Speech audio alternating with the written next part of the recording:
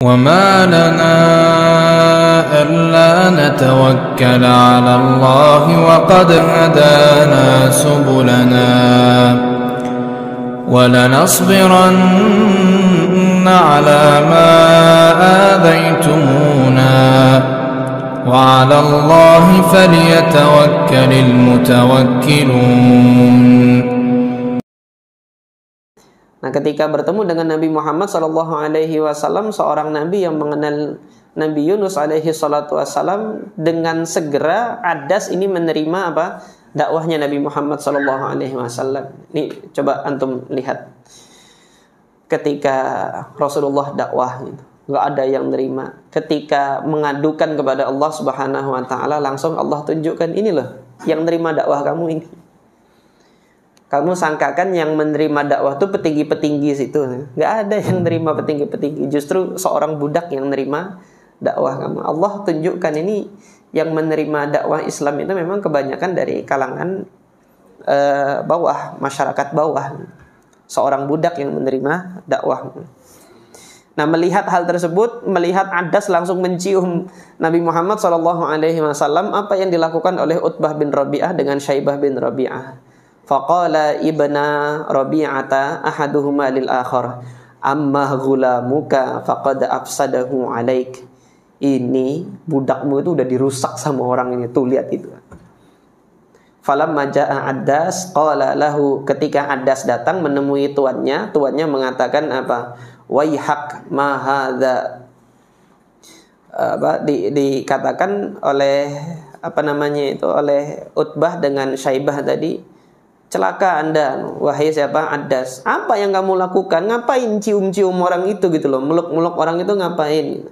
Maka dijawab oleh Adas, ya sayyidi, wahai tuanku, ma fil ardi syai'un khairun min hadzal rajul. Enggak ada di muka bumi ini yang lebih baik daripada laki-laki ini gitu. Laqad akhbarani bi amrin la ya'lamuhu illa nabiyyun. Orang ini telah memberikan kabar kepadaku yang mana tidak pernah diketahui kabar itu kecuali kecuali kabar tersebut diketahui oleh seorang nabi. Maksudnya apa di sini? Orang-orang di Jazirah Arab itu kan masyarakat Arab jahiliyah, enggak ada yang belajar gitu nah. Enggak ada sekolah, enggak ada apa di situ. Tahu dari mana seorang nabi yang berada di negeri jauh di Ninawa sana, yang peradabannya itu enggak ada diketahui oleh masyarakat Arab.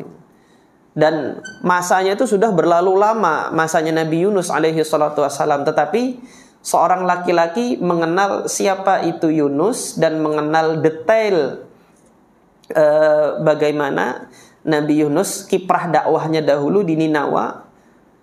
Siapa yang mengabarkan kepada laki-laki tersebut kalau bukan Allah Subhanahu Wa Taala yang dahulu juga mengutus Nabi Yunus itu ke negerinya. Maka kata Adas ini, demi Allah nggak ada yang lebih baik dari laki-laki ini di atas muka bumi ini. Beliau telah mengabarkan kepadaku tentang suatu perkara yang tidak akan pernah diketahui kecuali oleh seorang nabi. Qala lahu waihak ya Adas. Masih aja sombong ini kan. Utbah dan Syaibah ini mengatakan, celaka Anda wahai Adas. La yasrifannaka an dinik, jangan sampai orang ini memalingkan kamu dari agamamu. Fa inna dinaka khairun min dinihi. Agama kamu itu lebih baik daripada agama dia. Menurut siapa? Menurut si Syaibah sama Utbah ini tadi.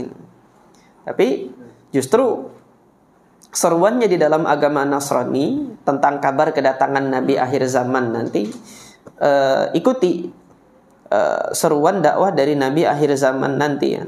Oleh karena itu kita dapati kemarin pada saat kita membaca wahyu pertama yang turun, Waraqah ibn Naufal mengetahui nubuat tentang Nabi akhir zaman itu ternyata ada di hadapan beliau, dan beliau dengan tegas mengatakan, kalau nanti terjadi itu, kaummu nanti mengusir kamu, saya akan menolong kamu. Karena Waraqah tahu kabar itu di dalam kitab-kitabnya Bani Israel sudah tertulis. Demikian pula Adas, dia sudah mengetahui tentang nubuat kedatangan Nabi Muhammad SAW.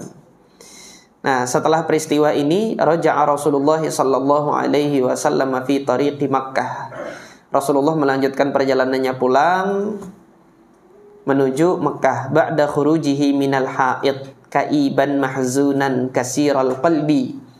Beliau pulang dalam keadaan sedih, keluar dari kebun tersebut menuju ke Mekah. Falamma balagha qarnal manazil, ketika sudah sampai tempat qarnul manazil, ba'atsallahu ilaihi Jibril, Allah mengutus malaikat Jibril alaihi salatu wassalam, wa ma'ahu malakul jibal, bersama dengan malaikat Jibril ada malaikat gunung, malaikat penjaga gunung. Yastamiruhu, minta perintah dari Nabi Muhammad sallallahu alaihi wasallam untuk apa?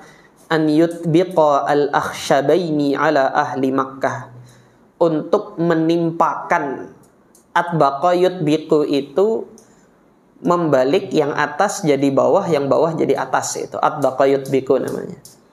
Minta perintah dari Nabi Muhammad. Gunung Akhshab itu kan dua gunung yang ada di Mekah. Yang satu namanya Jabal Abi Qubais, yang satu Jabal Qu'aiqu'an. Ini ada dua gunung yang terkenal di Mekah. Satunya namanya Gunung Abi Qubais, dan yang satunya adalah Gunung Qu'aiqu'an. Dua gunung ini saya minta perintah dari engkau, wahai Rasulullah, untuk membalik yang atas di bawah, dan bawah di atas gitu kan, di atas penduduk Mekah gitu kan. Nah, ini hadis ini diriwayatkan oleh Al-Imam Al-Bukhari dalam sahihnya, dan juga kemudian oleh Al-Imam Muslim di dalam sahihnya dari Aisyah radhiyallahu anha.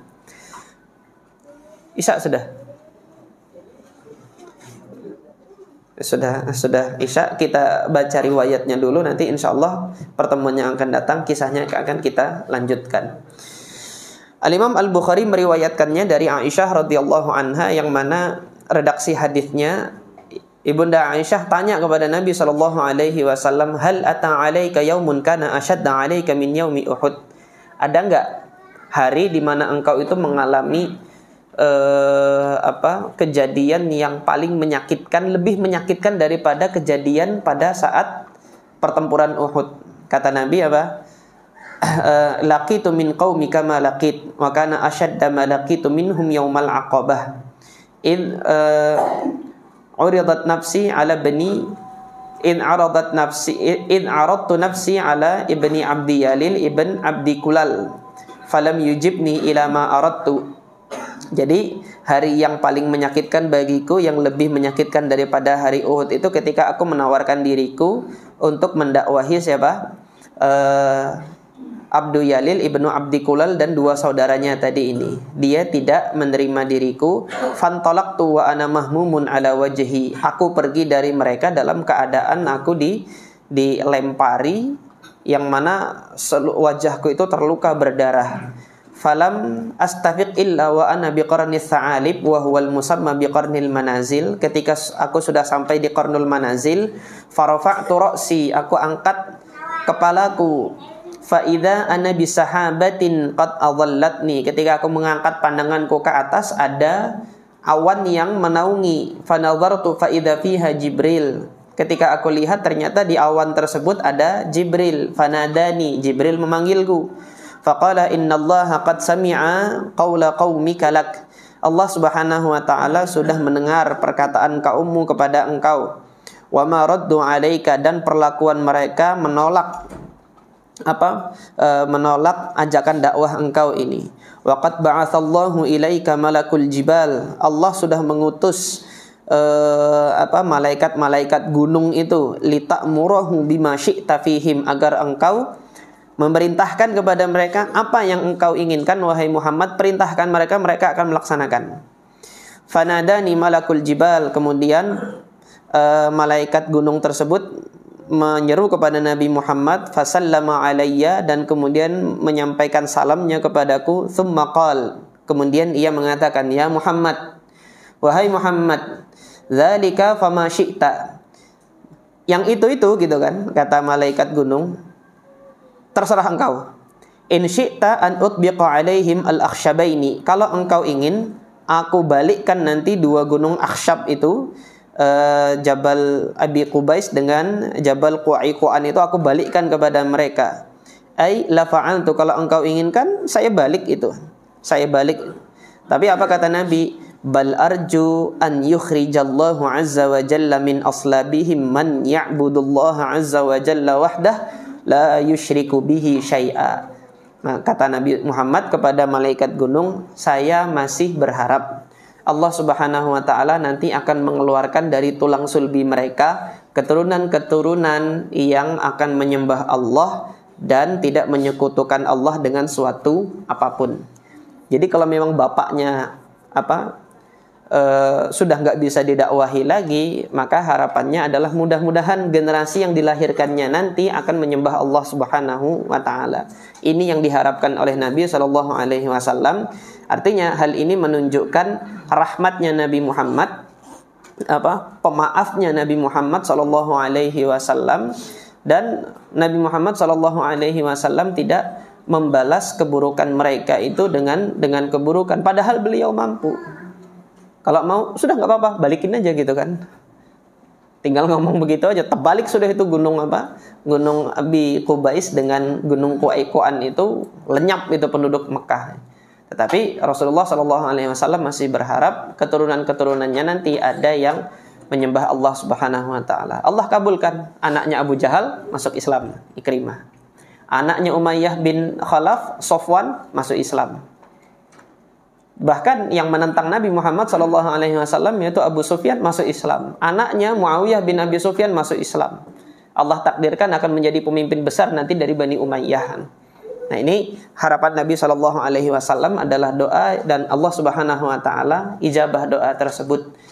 Jadi dari anak-anaknya para penyembah berhala ini justru Allah Subhanahu wa taala jadikan generasi-generasi Islam yang dia akan melanjutkan panji estafet dakwahnya Nabi Muhammad SAW kepada generasi selanjutnya.